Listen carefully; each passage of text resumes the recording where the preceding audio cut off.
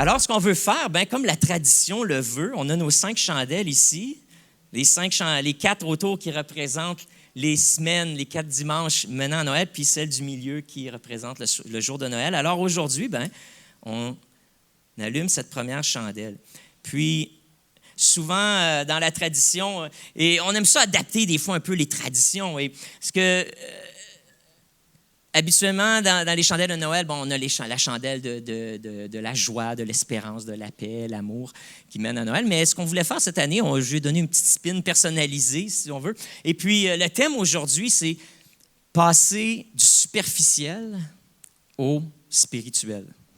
Et en cette saison, je pense que c'est une saison justement où on peut commencer, on regarde nos vies et on analyse un peu, bon, c'est quoi qu'on fait, nos traditions, nos croyances, puis nos habitudes de vie. Et puis, comment est-ce qu'on peut passer justement d'une célébration de Noël qui est plus superficielle à une célébration qui est empreinte de spirituel. Donc aujourd'hui, cette idée-là de passer du superficiel à ce qui est spirituel.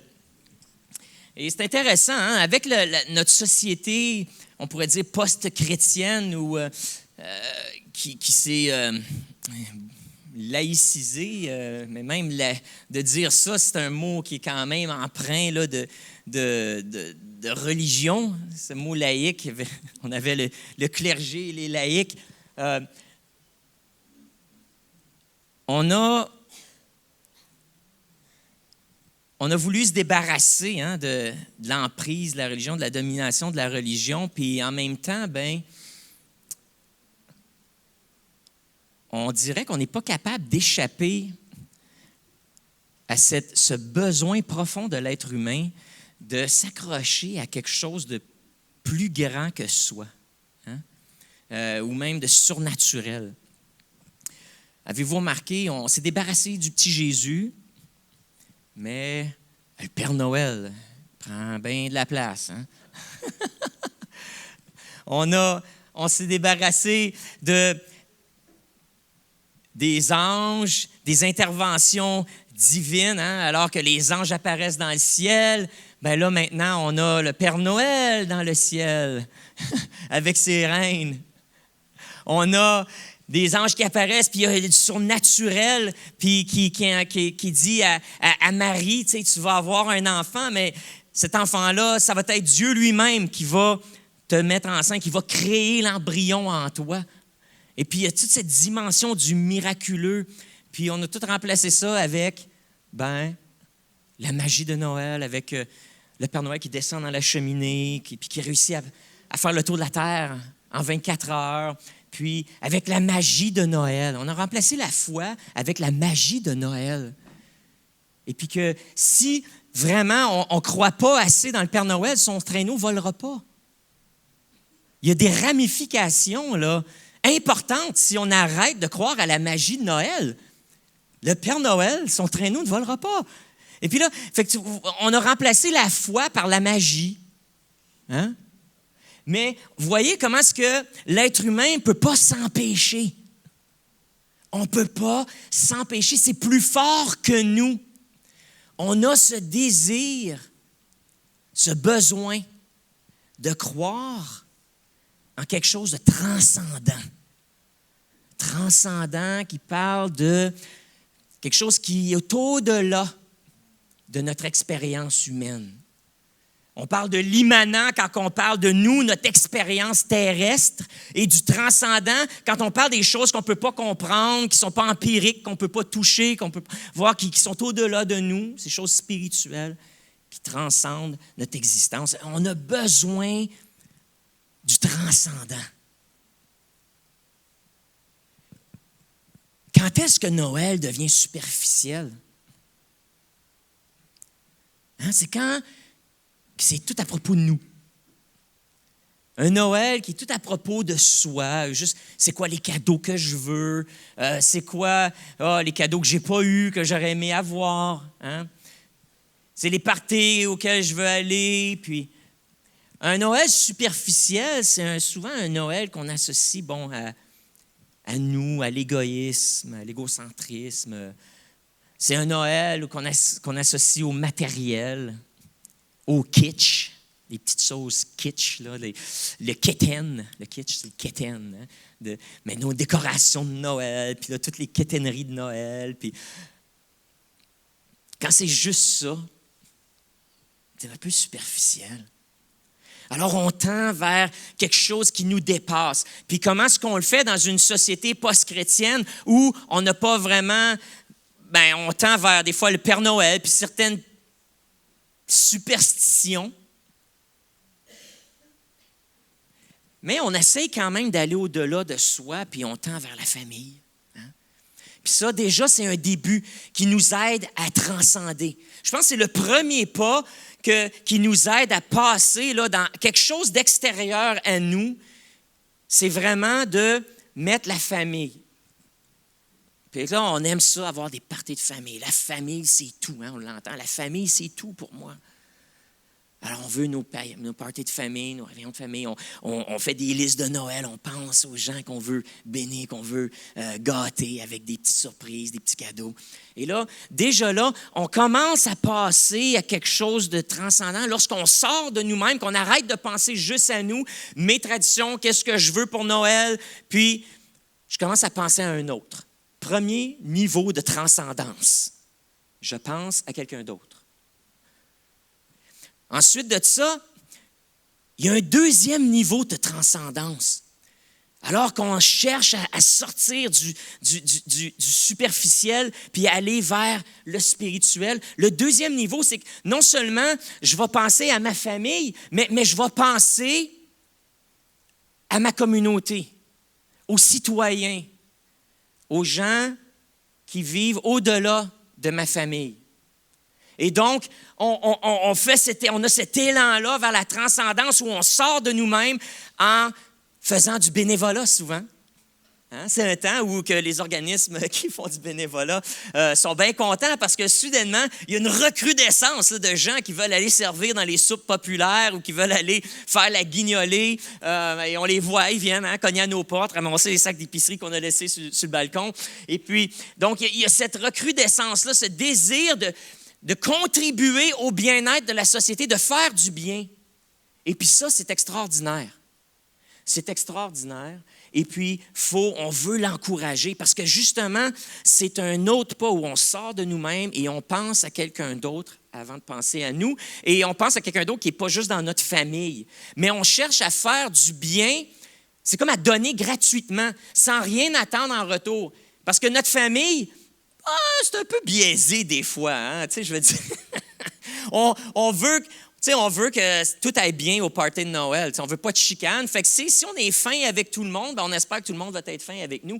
Il y a quelque chose qui se passe lorsqu'on sort du cercle familial, puis là qu'on commence à faire du bien dans la communauté, c'est que dans le fond, on le fait, puis on ne s'attend à rien en retour.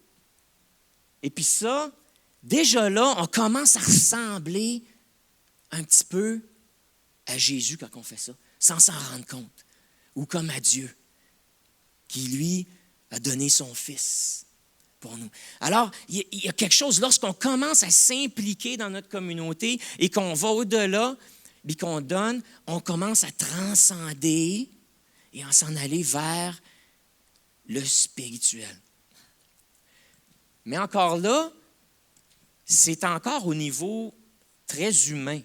Hein, c'est des humains, avec les humains, on fait du bien à notre communauté. Puis il y a ce concept-là, tu sais, de quand même, où on espère, tu sais, on fait du bien. Puis si tout le monde fait du bien, ben il va y avoir du bien, la société va être en santé. Hein? Si tout le monde, on arrête de penser à soi, puis on pense aux autres en premier, la société va bien aller. Donc, il y a quand même quelque chose là-dedans où c'est très encore temporel, si on veut.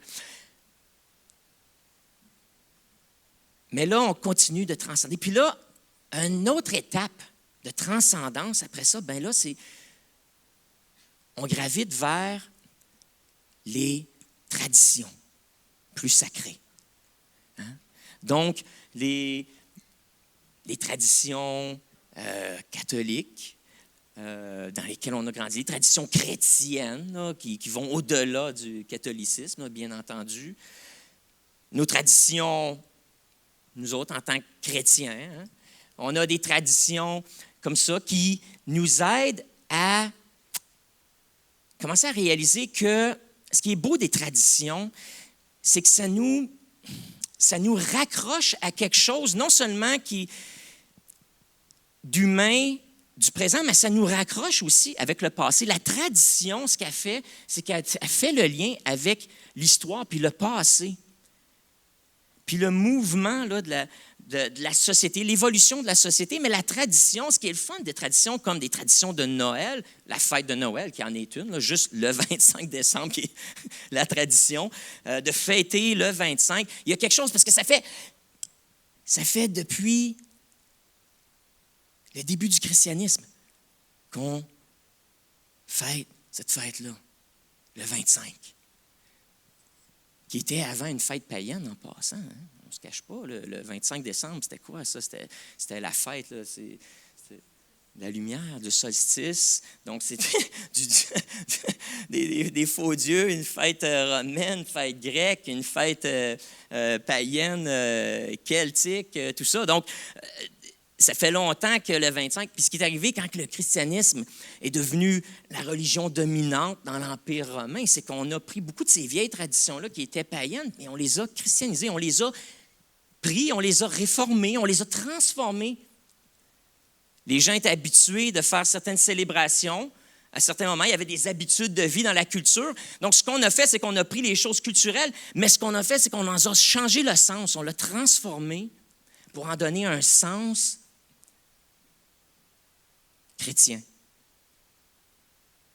Et pour nous rattacher, et puis devenir des marqueurs dans le temps qui nous rattachent à notre histoire, mais à l'histoire de la Bible, et qui nous rattachent à l'histoire du christianisme aussi. Alors, de faire, on a la famille, ensuite on a la communauté, puis là, après ça, on a nos traditions religieuses. Tradition sacrée, ça c'est la troisième étape de transcendance.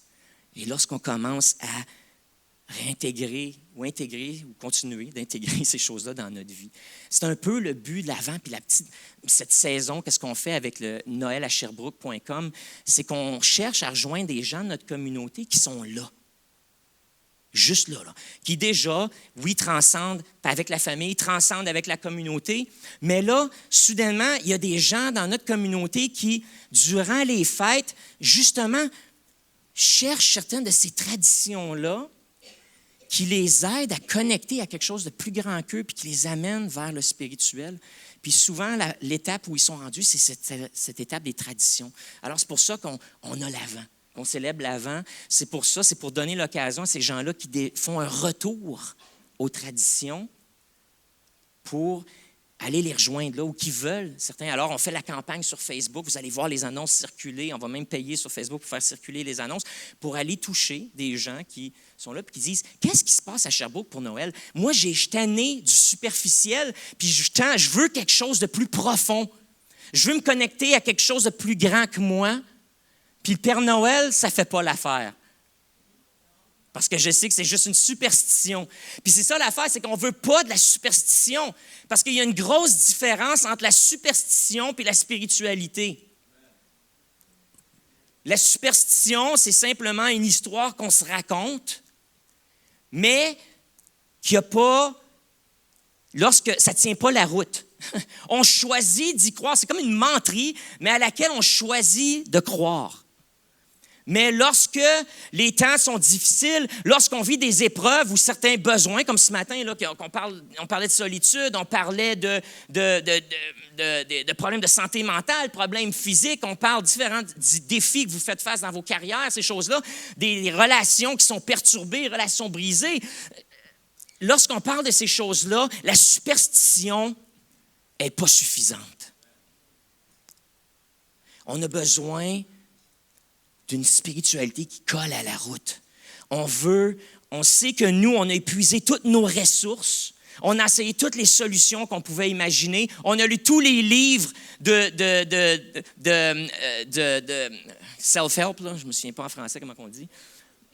de croissance personnelle. On a lu tous les livres de croissance personnelle. On a lu les Tim Robbins, puis les coachs. On a fait appel à des... Puis on est encore pognés, mais ça n'a pas rempli le vide qu'on avait en dedans.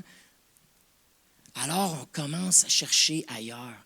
Puis on veut quelque chose qui va faire une différence. Alors, on tend vers la spiritualité. Puis là, une des places que les gens cherchent, c'est les traditions. Alors, faut pas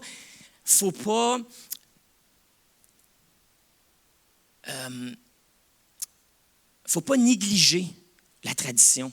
Parce que c'est quelque chose dans notre culture et dans notre société qui est utile encore. Parce que ça fait partie de ces étapes-là. La seule chose, c'est que beaucoup de ces traditions-là, surtout lorsqu'ils sont associés à l'Église catholique, il y a des gens qui ne veulent rien savoir. Parce que c'est rempli d'histoire aussi. L'histoire n'est pas juste positive, l'histoire de Jésus qui vient sauver l'humanité, mais c'est emprise d'une histoire, empreinte aussi d'une histoire, des fois, qui fait frémir. On ne se le cachera pas.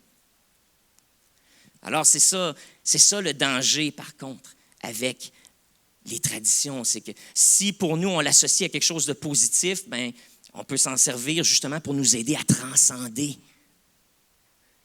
Mais si ces traditions-là représentent quelque chose de négatif, des expériences traumatisantes, c'est sûr qu'on va s'en tenir loin. Donc,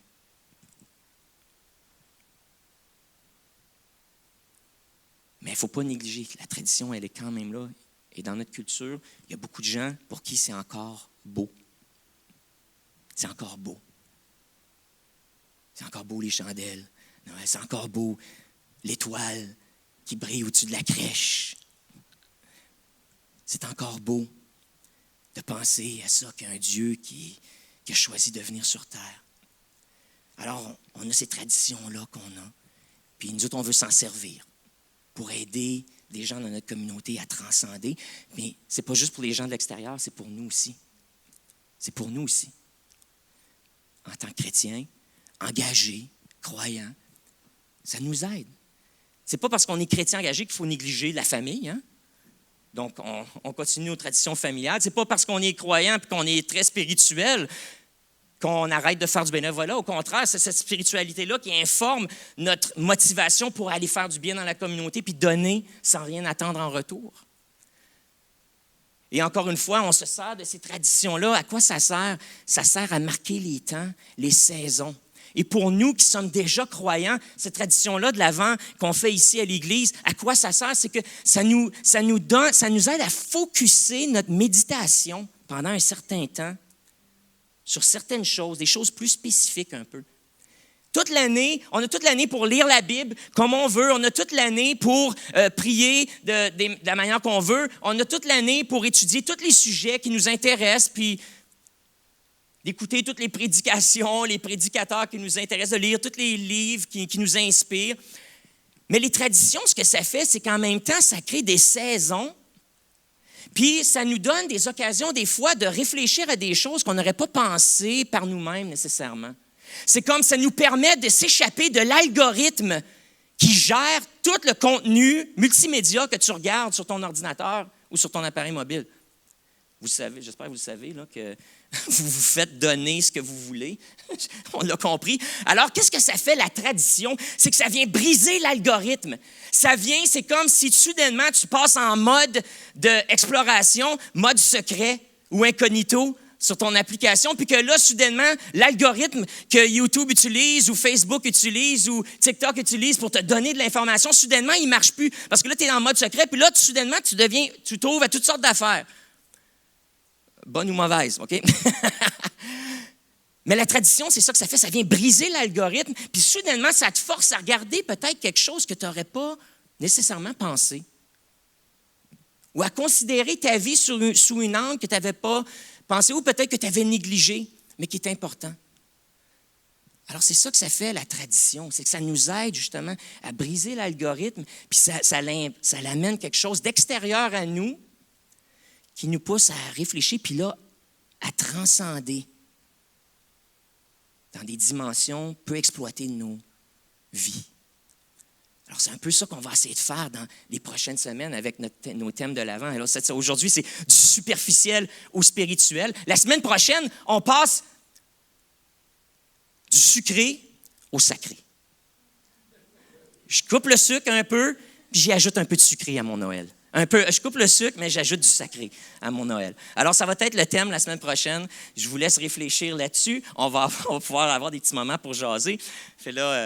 Alors, puis ensuite de ça, on va avoir le troisième, je pense, c'est du temporel à l'éternel. On va parler justement comment est-ce que notre vie est très temporelle, mais comment est-ce que on peut commencer à vivre notre vie comme si elle allait continuer après la mort. Puis ça encore, c'est pour une occasion à nous, mais aussi aux gens de notre communauté, puis peut-être des amis, des gens qui sont ouverts peut-être à la spiritualité durant les fêtes, de venir, puis de se poser ces questions-là. Qu'est-ce qui se passe après la mort? Puis comment est-ce que cette perspective-là d'une vie éternelle peut influencer comment je vis maintenant dans le monde temporel? Alors, donc, c'est ce qu'on va faire dans les prochaines semaines. Les autres sont sur le site noel@sherbrooke.com. Je fais une petite plug. Mais c'est ça, donc on transcende avec la tradition, nous aide à transcender, mais ce n'est pas suffisant parce que la tradition peut être elle-même très superficielle. Donc, on fait des choses par habitude, on les fait par tradition, puis soudainement, c'est ça, ça devient religieux dans ce sens que ça devient mécanique ou c'est quelque chose dans le calendrier. C'est comme il y a la fête du travail, premier week-end de septembre, puis il y a Noël, puis à Noël, je vais à l'église. Donc, la tradition peut devenir, elle aussi, très superficielle. Puis au lieu de s'en servir pour nous aider à transcender puis à connecter avec Dieu, ça reste là. Puis ça devient juste une habitude. Donc, la tradition peut venir vite juste une habitude, un mode de vie, sans plus ni moins. Mais nous, on veut s'en servir pour nous aider et aider notre communauté à transcender et à se connecter à quelque chose de plus grand qu'eux. Vous voyez aussi comment est-ce que je fais par exprès je fais attention, je parle du transcendant. J'ai fait des allusions à Dieu parce que ça nous rejoint. Mais même de comment on parle de Dieu de ce temps-ci de l'année, il faut y réfléchir. Parce que quand on dit le mot Dieu puis que je transcende dans le spirituel, ça ne veut pas nécessairement dire pour les gens dans notre communauté la même chose. Puis de dire Dieu, même, les gens entendent toutes sortes d'affaires, là. Ils peuvent imaginer Dieu comme un Père Noël cosmique, certains d'entre eux. Je pense que c'est pour ça que peut-être la tradition de Noël, du Père Noël, pogne encore un peu. C'est parce que peut-être ça rejoint cette idée du Dieu, du grand barbu là, dans le ciel. Là, il y a peut-être une connexion là, inconsciente dans le subconscient humain par rapport à ça, qui fait que le Père Noël pogne, même si c'est ridicule. Et puis, mais il faut faire attention à comment on en parle. Puis, vous allez voir dans les petites annonces, les petites choses que vous allez voir passer, puis même dans la manière que je vais préparer les prédications. Vous allez dire, mais coudonc, y es-tu rendu nouvel ange, là, lui? Il croit-tu encore en Dieu? Oui. Okay. Je suis chrétien, né de nouveau. Je crois que Jésus est le Fils de Dieu, que Dieu existe en 3 personnes, Père, Fils et Saint-Esprit. OK? La seule affaire, c'est que nous autres, on est là, mais il y a beaucoup de gens qu'on veut rejoindre présentement qui ne sont pas. Et donc, comment est-ce qu'on essaie de faire, comment est-ce qu'on va faire le pont? Puis c'est juste ça qu'on essaie de faire à ce temps-ci d'année, c'est de dire, bon, mais en tant qu'Église, toute l'année, à ce soir, là, on va avoir, regardez l'extrême, là. Aujourd'hui, je vous parle comment passer du superficiel au spirituel at large, OK? Pour certains d'entre vous, vous allez sortir d'ici et vous allez dire, as-tu prêché l'Évangile un matin? OK, si ce n'était pas assez pour vous autres, à soir, on a un concert de louanges prophétiques. OK? Alors ça, vous allez pouvoir venir pendant 1h30, chanter de la musique comme ici. Vous allez pouvoir pleurer, brailler, crier, danser, recevoir des révélations, parler en langue si vous voulez. OK? Ça va être charismatique, pentecôtiste, génial. Le dimanche matin, dans les prochaines semaines, ça va être un peu différent parce qu'on va essayer de faire le pont. Puis on veut la présence surnaturelle de Dieu, puis on en a eu ce matin. Hein? On a eu ce matin. Mais ça va être différent parce qu'on va la gérer différemment un peu pour justement qu'il y ait ce pont-là, pour permettre à ceux qui ne sont pas habitués, qui viennent, de vivre quelque chose qui est plus, je vais utiliser un mot là, qui va vous faire friser certains d'entre vous, œcuménique. Mais c'est-à-dire qui est plus ouvert à tout le monde, là, qui est plus neutre au niveau de la manière d'exprimer notre chrétienté ou notre liturgie, là, ce qu'on fait le dimanche matin, qui est plus accessible à un grand groupe. Donc, parce que justement, quand on parlait avec l'équipe organisatrice du concert Unité, c'était intéressant parce qu'on s'est dit, c'est quoi l'objectif de ce concert-là? Ça s'appelle Concert Unité. Puis j'ai lancé à l'équipe qui l'organise, j'ai dit, saviez-vous que vous appelez ça Concert Unité, mais que parce que c'est de la louange prophétique, vous avez éliminé 2/3 des églises de Sherbrooke et qu'eux ne se sentent pas du tout dans l'unité avec ce qu'on fait? Il faudrait peut-être revoir le titre. Parce que si c'est concert unité, il va peut-être falloir s'adapter pour l'unité. Puis mettre de côté certaines pratiques, certaines expériences ou certaines manières de vivre notre foi afin que le plus grand nombre puisse en profiter et être béni et mettre le point sur ce qui nous rallie plutôt que ce qui nous divise. Et ce qu'on veut faire durant le temps des fêtes, c'est non seulement le faire pour notre communauté, mais nous apprendre à se pratiquer aussi. Puis vous outiller, vous, là, qui êtes croyants depuis longue date, puis pentecôtisants, puis d'avoir des conversations avec vos amis, vos voisins, qui, eux, ne sont pas là pantoute, là, mais qui sont ouverts à la spiritualité. Puis tu leur parles de l'Église, puis eux autres, notre petite Église rouge, là, qui était l'ancienne paroisse, l'Assomption, ils ne mettront jamais les pieds ici. En tout cas, pas tout de suite, ils ne sont pas prêts. Mais comment est-ce qu'on peut leur amener ce message d'un Dieu qui se préoccupe d'eux, au point où il est venu visiter la terre, puis il a pris une forme humaine pour nous transmettre les secrets du monde spirituel. Puis comment est-ce qu'à travers Jésus, puis à travers l'Évangile, on a les raccourcis pour une vie spirituelle épanouie qui colle à la route.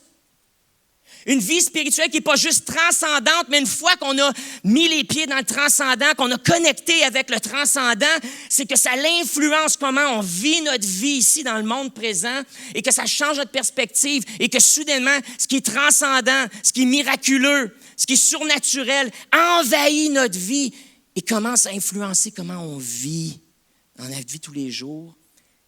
Et puis comment ça permet au surnaturel d'intervenir de façon miraculeuse, de façon extraordinaire, de façon renversante, de façon émouvante dans nos vies tous les jours. Puis c'est ça qu'on a voulu faire de la place pour ça ce matin, lorsqu'on vous a dit, ce matin, il y a un Dieu qui est là, qui t'écoute, puis tu peux juste lui dire c'est quoi ton besoin, ton plus grand besoin, parce qu'il se préoccupe de toi.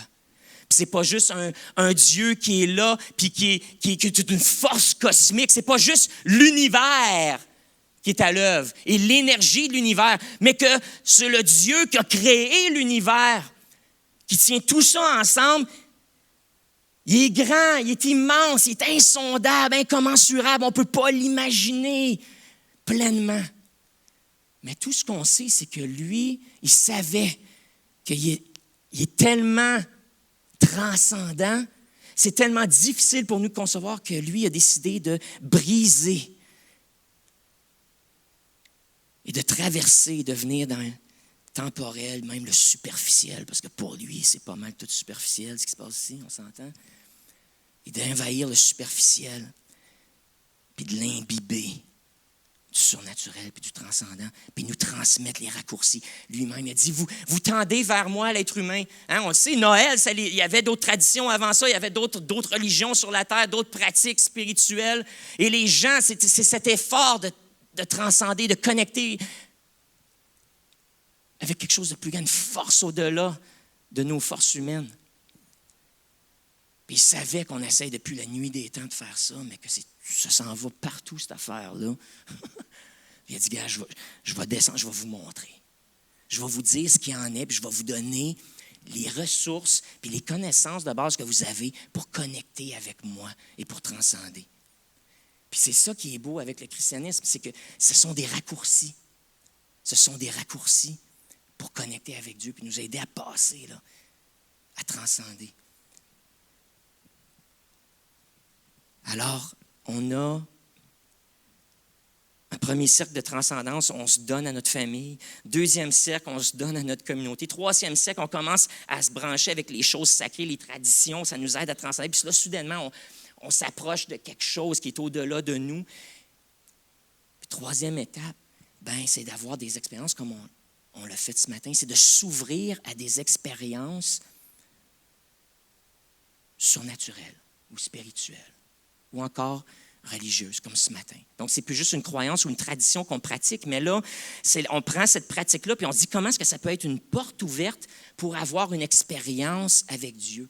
Puis il y a plusieurs d'entre vous ce matin, j'ai vu que vous aviez une expérience avec Dieu. Des fois, je suis là, je lis, je loue, mais après ça, je me tourne, puis je regarde un peu ce qui se passe. Certains d'entre vous étiez là ce matin. Vous êtes venus à l'église peut-être par tradition, mais c'est devenu une porte pour toucher Dieu. Ou c'est devenu un point de connexion ce matin ici. Le sanctuaire, l'espace physique dans lequel vous êtes est devenu un point de contact où le surnaturel, le transcendant a touché le temporel, là, puis a touché votre cœur. Je vous ai vu pleurer. J'ai vu certains vous réjouir.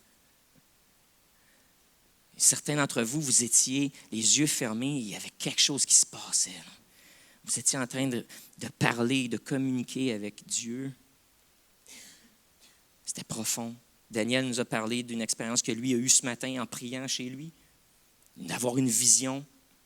J'ai vu mon conducteur de chant ce matin qui était là, les bras tout grands ouverts, puis les larmes aux yeux, alors qu'il sentait qu'il était en union avec Dieu pendant ce moment-là. On le vit tous de façon différente, puis c'est correct parce que nos personnalités, puis nos habitudes, puis nos traditions, puis nos manières de faire viennent tout influencer ça.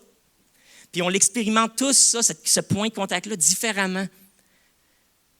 Mais c'est ça le but du dimanche matin, puis des autres points de rencontre qu'on a en semaine. Ça va être le but du déjeuner des femmes, c'est le but du déjeuner ou du potluck des femmes, le déjeuner des hommes, la rencontre de ce soir. C'est tous différents contextes dans lesquels on ose croire que le transcendant vient connecter avec le temporel et puis que là, ou l'immanent, puis là, on est là et on expérimente quelque chose de divin, là, quelque chose de surnaturel.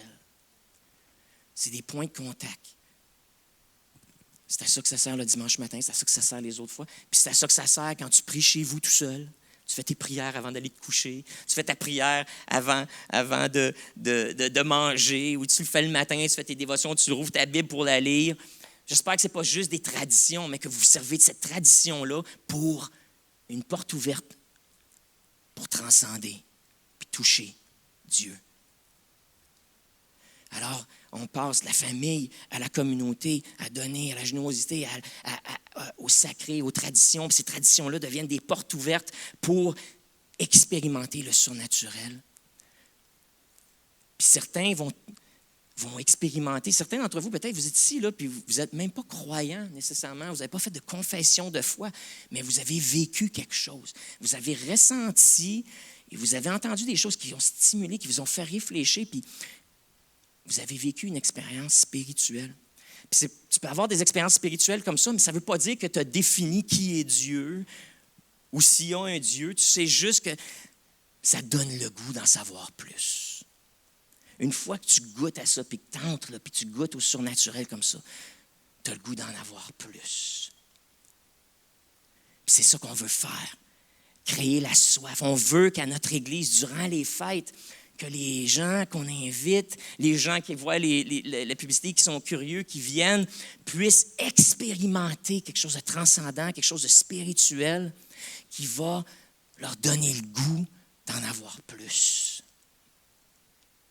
Puis c'est ça que Dieu fait, c'est que Dieu, il va petit à petit, puis il nous attire à lui. Il nous attire à lui. Puis une fois qu'on goûte son amour, une fois qu'on goûte, on a une question, puis que Dieu vient répondre à notre question avec une réponse qu'on ne s'attendait pas du tout. C'est renversant. On se dit, aïe, aïe, il faut que j'en aie plus. J'en ai plus. Et là, on se tend vers ces choses-là. Alors, c'est ce qu'on va faire durant les fêtes, c'est ce qu'on fait, puis c'est ce que je veux pour chacun de nous. C'est que dans cet espace-ci, que ce soit le dimanche ou que ce soit dans les autres activités qu'il va y avoir, le soir de Noël, le réveillon, que ce soit le concert qu'on va avoir, que ces choses-là deviennent des portes. Ce sont des traditions humaines, oui, mais qui pointent vers quelque chose de transcendant, de plus grand, qui pointent vers Dieu, et qu'on s'en serve, et qu'on entre dans ces portes-là, et qu'on ait des expériences spirituelles. Et que même les gens qui ne sont pas croyants nécessairement, qui ne croient pas aux mêmes choses que toi, qui es chrétien, puissent venir et expérimenter le surnaturel. Puis qu'ensuite, ça lui donne le goût de poser des questions. Mais qu'est-ce qui s'est passé? Ceux d'entre vous qui avaient fait de l'évangélisation de puissance avaient peut-être déjà vécu ça. Moi, quand je fais de l'évangélisation, puis je vais toujours prier pour une personne pour qu'elle soit guérie avant d'y parler de Jésus. Parce que je veux qu'ils vivent quelque chose de surnaturel qui va les rendre curieux et puis ils vont dire, mais c'est quoi qui s'est passé? J'avais mal au dos, j'ai plus mal au dos. Je boitais, puis je boite plus. Qu'est-ce qui s'est passé? Ah, ben laisse-moi te le dire. Savais-tu ça, que Jésus est vivant encore aujourd'hui?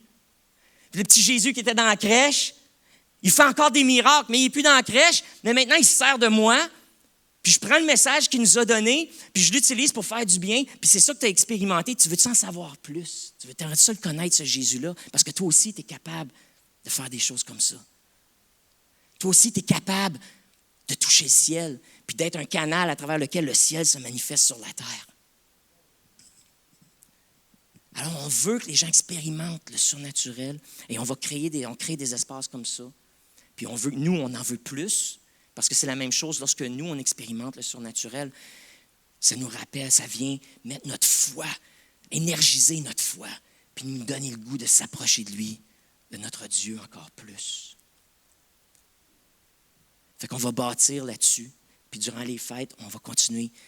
Puis tout ça va mener à Noël, lorsqu'on va parler de passer de l'humain au divin. Puis qu'on va parler justement là, seulement sur le fait qui est Jésus. Puis qu'il est Dieu qui s'est révélé sur terre pour nous. L'incarnation du Dieu invisible qui s'est rendu visible. Que pendant une saison, Dieu qu'on ne voit pas et qu'on ne ressent pas, qu'on ne touche pas, est venu sur la terre. Et les humains ont pu le voir, le toucher, ressentir son amour, vivre avec lui, et voir qu'il est bel et bien vrai. Et c'est ça qui est notre force. Puis c'est ça qui distingue le christianisme de toutes les autres religions, puis de toutes les autres expériences transcendantes ou perspectives spirituelles et traditions spirituelles et religions de ce monde. C'est que notre Dieu a transcendé, mais à l'inverse. Lui, il a transcendé le monde spirituel, puis il est rentré dans l'immanent, le temporel, pour venir nous visiter, puis se révéler à nous, puis remettre les pendules à l'heure, puis nous donner les raccourcis pour une vie spirituelle épanouie. Puis moi, quand je pense à Noël, c'est à ça que je pense. Puis c'est pour ça que j'allume ma petite chandelle le dimanche, puis je le fais chez nous, j'ai mes petites chandelles sur la table aussi. Puis, parce que dans cette saison-ci, je veux me rappeler que Dieu se préoccupe de moi, puis qu'il est venu nous visiter, puis que je veux ce contact-là avec lui. Puis mes petites traditions me servent à ça. C'est des portes ouvertes.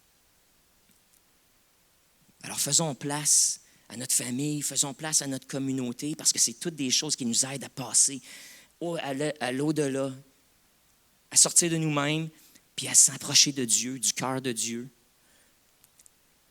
Nos traditions, servons-nous-en comme des portes ouvertes. Et puis pour créer des expériences où on va expérimenter Dieu. Et où là, à travers cette expérience. Plus on les nourrit, ces expériences-là, et plus on les imprègne des raccourcis que Jésus nous a donnés, plus que ces expériences-là deviennent profondes, intenses, et plus qu'ils changent, transforment nos vies. Et plus qu'on se sent connecté à Dieu. Et puis là, on commence à vivre un pied dans le temporel, puis un pied dans le surnaturel. Puis ça sera pour un autre sermon. Seigneur, merci parce que tu as envahi la terre. Et merci parce que tu connais l'être humain. Tu nous as créés, tu nous as placés ici sur cette planète. Mais pas pour qu'on vive, qu'on soit livré à nos propres moyens. Au contraire, tu veux envahir notre existence avec les choses du ciel, de ton royaume. Tu veux que le surnaturel vienne influencer nos vies temporelles. Puis tu nous donnes des moyens. Des moyens. C'est pour ça que tu as commencé ton message avec « Aimez-vous les uns les autres », parce que c'était le premier pas vers la spiritualité puis le transcendant. Il faut sortir de nous-mêmes, puis il faut commencer à aimer les autres. Donc, on aime nos familles, on aime nos voisins, on aime notre ville, notre communauté, on aime les démunis, on aime les malades. Et on tend la main et on donne à toutes sortes de causes, Seigneur, parce qu'à chaque fois qu'on fait ça, on sort de même et on transcende. Mais on ne veut pas arrêter là, Seigneur. Puis notre job en tant que croyants, c'est d'aider nos amis, nos voisins, notre parenté, et même nous, à passer au-delà de juste la générosité, puis de passer de « aime ton prochain comme toi-même » à « aime Dieu de tout ton cœur, de toutes tes pensées, de toute ta force ». Et alors, on veut les aider, puis on veut se servir de nos traditions, puis de la tradition de Noël qui est encore présente dans notre culture, comme une occasion, comme une porte ouverte pour aider les gens à expérimenter le surnaturel. Et on ne se cache pas. On veut qu'ils t'expérimentent toi, le Dieu créateur. Et toi, Jésus, le Fils qui est venu nous révéler les secrets du royaume de Dieu. Et toi, Saint-Esprit, qui est le lien et qui rend tout ça possible. On veut expérimenter ta présence et on veut que les gens autour de nous puissent y goûter. Alors, montre-nous, Seigneur, comment utiliser cette tradition pour aider les gens à passer du temps du superficiel au surnaturel. Et puis, Seigneur, on s'attend qu'alors qu'on ouvre les portes, que toi, tu vas être présent au rendez-vous comme tu l'as été ce matin. Comme tu l'as été ce matin.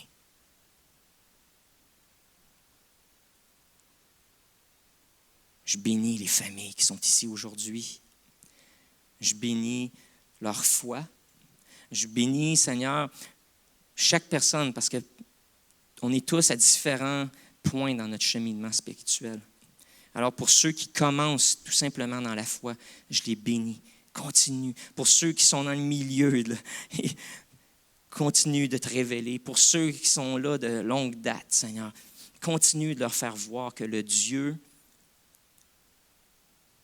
infini a encore bien des choses à leur apprendre et à leur faire découvrir. C'est en ton nom, Père, que nous prions. En ton nom, Jésus, le Fils, et en ton nom, Saint-Esprit, que nous disons Amen. Amen.